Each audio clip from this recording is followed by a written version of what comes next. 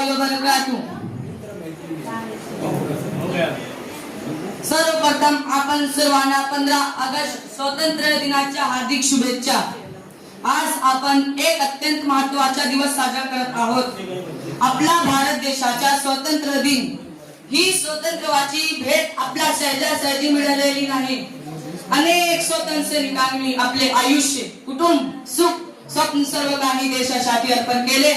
Mahatma Gandhi, Netaji Subhashchandra Bose, Lokmanya Tilak, doctor Babasaheb Ambedkar, Sardar Vallabhbhai Patel, शहीद भगतसिंग, शहीद अशफाकुल्ला खान यांसारख्या असंख्य नेत्यांनी त्याग केला, लढे दिले व प्रत्येक जाती धर्मातील यांच्या याच प्रयत्नामुळे आज आपण मोकळ्या आकाश खाली जगत आहोत। आपल्यावर आता एक जबाबदारी आहे, ती म्हणजे आपल्या देशाला शिक्षण, विज्ञान, सन्मान, मोकळ्या आकाश